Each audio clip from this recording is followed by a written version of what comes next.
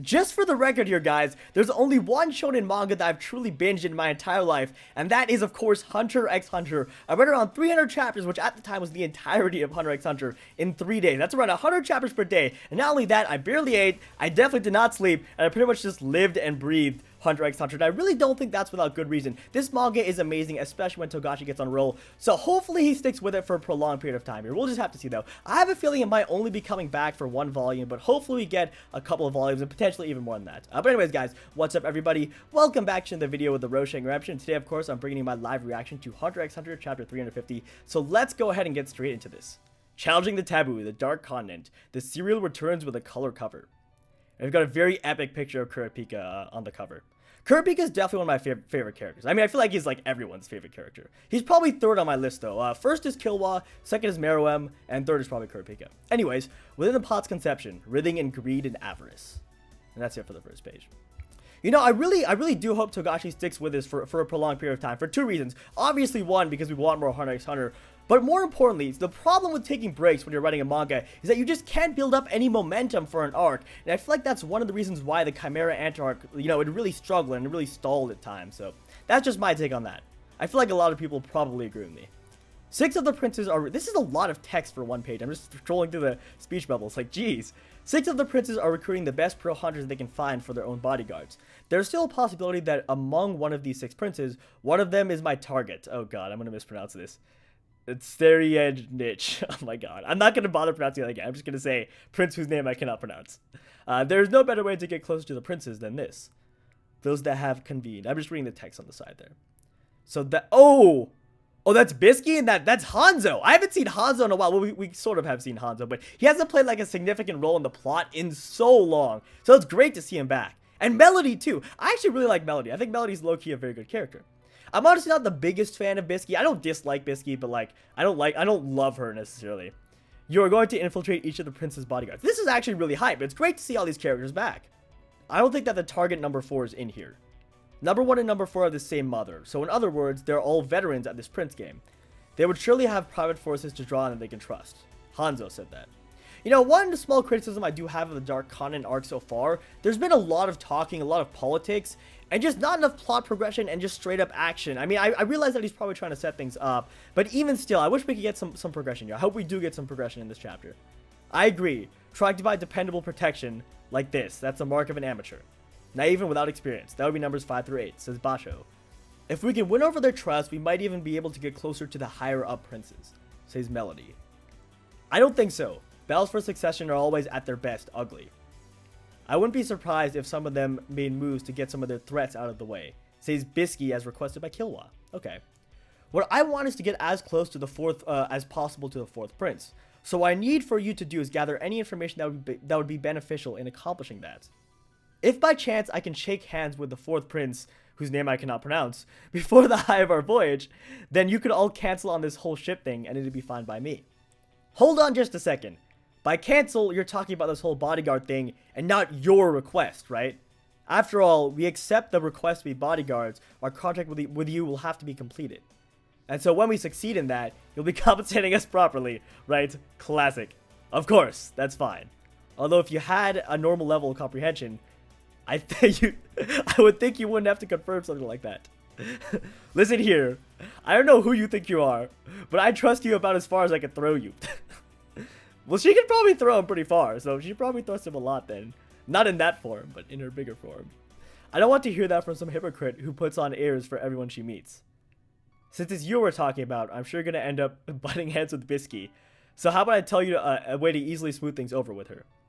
It's not like I get along with her myself, though I knew what to do. I just couldn't bring myself to do it. It's just way too gross. Oh my gosh. Seriously, it may make you sick to your stomach. You should just go ahead and get it over with. Seriously though, it's gross. Oh my god. This is all, you know, to reclaim my breath. And what is he gonna do, guys? Oh my gosh. After all, if it weren't for Killua's introduction, such a rare, delicate, elegant young girl as yourself. Oh my god. I'm about to facepalm right now. Would have never taken on the request of someone like me, right? You're much more fitted to be a princess than a bodyguard anyways. That is so false, but okay. So if you still want to back out, now's your last chance to do it. And then she's blushing. That's hilarious. Oh my gosh, he won Bisky over. Kurapika's the man. I'll do anything, no matter what it takes. Are you all ready? Basically like, yes, anything you say. Now then, please send your data to each of the respective princes.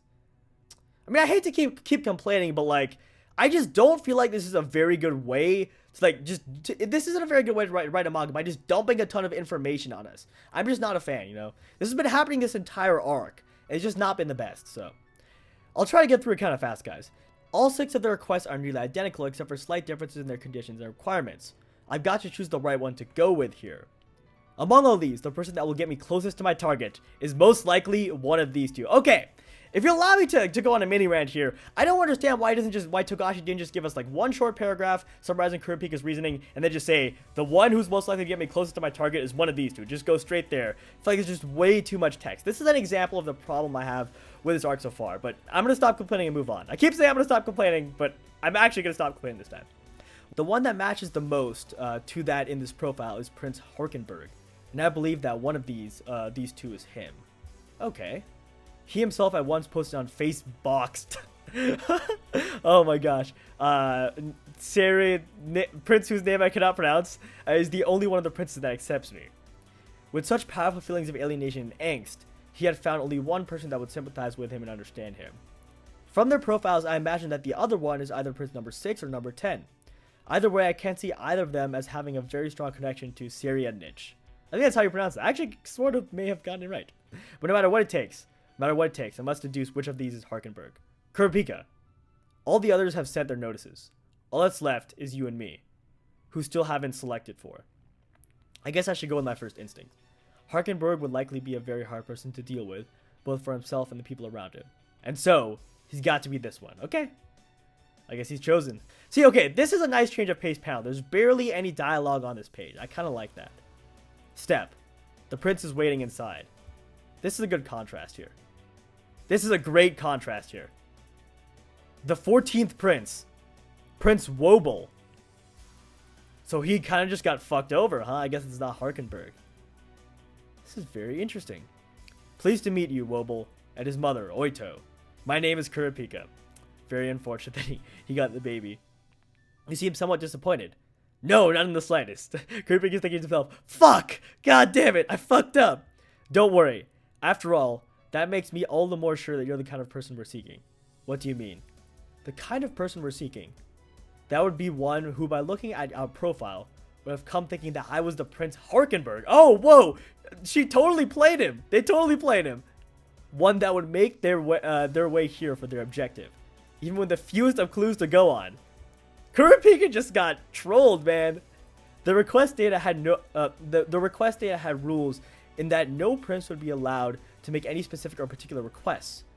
The only thing we were allowed to change was the amount of compensation. All other data was collected based on a given format. The reason is that if the princes were allowed to give out specific data, it would be too easy for those who wanted to assassinate a prince to infiltrate, and also to defend against people congregating around the more popular princes. I suppose that makes sense. I'm not really sure how much I care, and I feel like it could have been explained in fewer words. I love those panels with just a few words. Those great contrast, but now we're back to a ridiculous amount of words. The one who both of these seem to apply to is Prince Harkenberg, and I'm sure that he himself knows that. That's why he didn't put out a request to begin with. That's unfortunate. So that's how it was. Prince Harkenberg is quite the harsh person to deal with, both for himself and those around him. The people his supporters' investigation team worked to keep away from him were mostly either assassins or fake supporters. But to us, all of that was convenient, since it allowed for a give and take, quid pro quo situation. Well, this lady is smart as fuck. Like, casually just, like, smart as fuck. Well, she's good at politics, I guess. But yeah, you guys know what I mean. You don't understand it all, do you? This voyage isn't meant to be a survival match. This voyage is meant to be a survival match. A journey until there's only one prince left. Raising the king's child, the prince, is the duty of his wife. A child that believes, that does not doubt at all that they will be king. That is what it means to be prince. If the chance to become king were to come about, it's only natural for a prince to seize it. That is the way a prince should think. Never will you yourself resign from or abandon the opportunity. Those that do are no longer the king's children, no longer princes. That is what has been taught to us, ingrained into us by the king. That is harsh.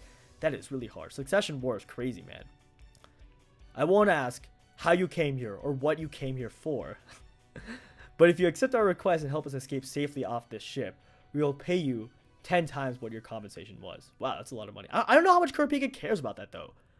Or if you keep everything I've told you just now a secret and go back where you came from, I'll pay you your original designated compensation. After all, I'm not in any position to do anything with force. And I'm not in a position to force you to do anything either. But if you will accept my conditions, I promise I'll protect the two of you with every last ounce of my strength. They're going to make a deal about Kurapika getting to the target prince. Syrianich. Sorry about that, guys. I'm horrible at pronunciation. Very well. I'll do it. Oh, I guess he already explained. Let me go back for a second. I need to go back to that last panel. Yeah, okay, they show the time passing. So Kurapika explained all his conditions. We don't know exactly what those conditions were, but we can sort of extrapolate here. I was just a foolish girl from an impoverished family. When the king first fell in love with me, he was smitten with me as his wife. At that time, my only dreams and wishes were to be showered in fame and wealth. It was a shameless life of excess luxury. But when Wobble was born and I learned of this fate, from the bottom of my heart, at last I felt regret, as I finally realized what was truly precious to me. Oh, that's sad. That's kind of sad. Not really that sad. I don't really know this person. Izunabi, bodyguard to the 6th prince. Tyson. Bisky, bodyguard to the 13th prince. Miriam. Basho, bodyguard to the 7th prince. Luzarus. Melody, bodyguard to the 10th prince. Kacho. Hanzo, bodyguard to the 12th prince. Momose, excuse me. And there is that pot that was on the front cover. That's it. Oh, wow. Okay, I guess that's it for the chapter. Not gonna lie, I did not like the chapter at all. That was, I mean, the biggest problem I have with the chapter is, like, there are just walls of text when things could be explained so much faster. And is all this really necessary is what I have to question? I'm not really sure. I feel like, you know, really feel like Togashi needs to focus on the dark continent exploration aspect and getting them over there as soon as possible. And I just feel like maybe I'm missing some things. Maybe I'm not focusing enough on, like, the subtleties of this chapter.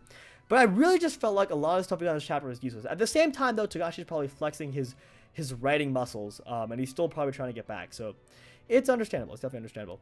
Anyways, guys, that is pretty much going to do it for this video. As always, if you enjoyed, be sure to drop me a like down below. Subscribe to my channel if you haven't already for more Hunter x Hunter videos in the future. And I guess I could try getting up a review of this chapter later this week. Actually, leave me some feedback down below. Do you think this is worth getting up an analysis and review? Do you think it's worth it, or do you think I shouldn't? Because there are definitely some things I missed. I'm going to need to go back through and reread it again. Just doing live reactions, I can't really get too much out of the chapter if it's a very text-heavy chapter and we're just getting a huge info dump. So it wasn't the best chapter to do a live reaction to necessarily, but I could reread it again and bring you guys an analysis if that's what you would like.